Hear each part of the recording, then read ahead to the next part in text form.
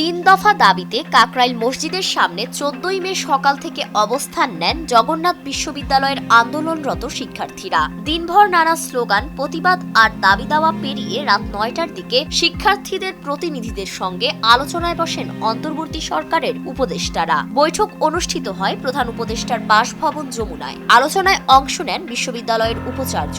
বৈঠক শেষে শিক্ষার্থীদের আশ্বস্ত করতে কাকরাইলের আন্দোলন স্থলে যান তথ্য উপদেষ্টা মাহফুজ আলম। সেখানে কথা বলার এক পর্যায়ে তাকে লক্ষ্য করে একটি প্লাস্টিকের পানির বোতল ছুঁড়ে মারা হয়। পরিস্থিতির অবনতি বুঝতে পেরে উপদেষ্টা আর কথা না বলে দ্রুত স্থান ত্যাগ করেন। এই ঘটনার তীব্র প্রতিক্রিয়া দেখা গিয়েছে সামাজিক যোগাযোগ মাধ্যমে। এনসিপির বিভিন্ন স্তরের নেতাকর্মীরা প্রকাশ্যে ক্ষোভ প্রকাশ করে ঘটনার তীব্র নিন্দা জানিয়েছেন। উত্তরাঞ্চলের মুখ্য সংগঠক সার্জিস আলম ফেসবুকে লিখেন, মাহফুজ আলম কোনো দায়িত্বপ্রাপ্ত শিক্ষা উপদেষ্টা নন। তবুও তিনি শিক্ষার্থীদের সঙ্গে কথা বলতে রাস্তায় নেমেছিলেন শুধুমাত্র অভ্যুত্থানের প্রতিনিধি হিসেবে। তিনি নিজের অফিসে বসে না থেকে শিক্ষার্থীদের কাছে গিয়েছিলেন, অথচ তার উপর হামলা করা হলো। আন্দোলনের পক্ষ থেকে এই আচরণ দুঃখজনক ও লজ্জাজনক।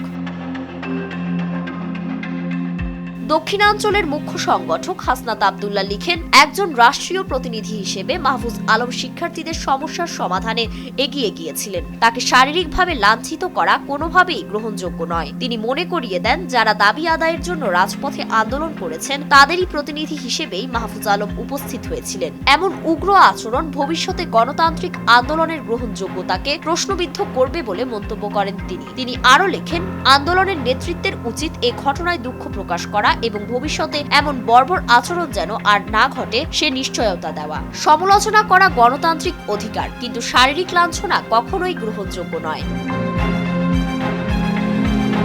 জ্যেষ্ঠ যুগ্ম মুখ্য সমন্বয়ক আব্দুল হান্নান মাসউদ ফেসবুকে লিখেন, আজ মাহফুজ আলমের সঙ্গে যা হয়েছে তা অত্যন্ত ন্যাক্কারজনক। মতের পার্থক্য থাকতে পারে, কিন্তু মাহফুজ আলম আমাদের ভাই। তার সম্মানে আঘাত করা সমগ্র আন্দোলনের মর্যাদায় আঘাত। আন্দোলনে পুলিশের হামলার বিচার দাবি করলেও উপদেষ্টার উপর হামলার নিন্দা জানিয়ে এনসিপির যুগ্ম আহ্বায়ক অনিক রায় বলেন, মাহফুজ আলমের উপর যেভাবে বোতল ছুঁড়ে মারার ঘটনা ঘটল তার তীব্র নিন্দা জানাই। একই সঙ্গে শিক্ষার্থীদের সামনে এসে কথা বলার সৎসাহস দেখানোর জন্য তাকে ধন্যবাদ। কিন্তু সংশ্লিষ্ট মন্ত্রণালয় যদি তৎপর হতো তাহলে আজকের এ ঘটনা ঘটত না। তবে তার উপরে বোতল নিক্ষেপ কোনো সাধারণ শিক্ষার্থীর কাজ হতে পারে না। হয়তো আন্দোলনের মধ্যে লুকিয়ে থাকা কেউ অন্তর্ঘাতমূলক আচরণ করেছে। আরেক যুগ্ম আহ্বায়ক সরওয়ার তুষার জানান, হামলাকারীর রাজনৈতিক সংশ্লিষ্টতা আছে কিনা তা খতিয়ে দেখা জরুরি।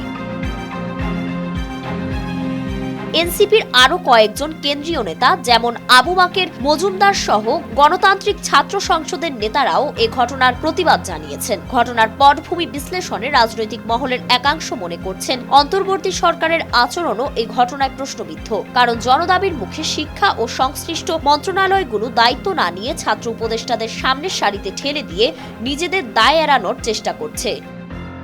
ফারিন রহমান প্রীতি, নয়া দিগন্ত।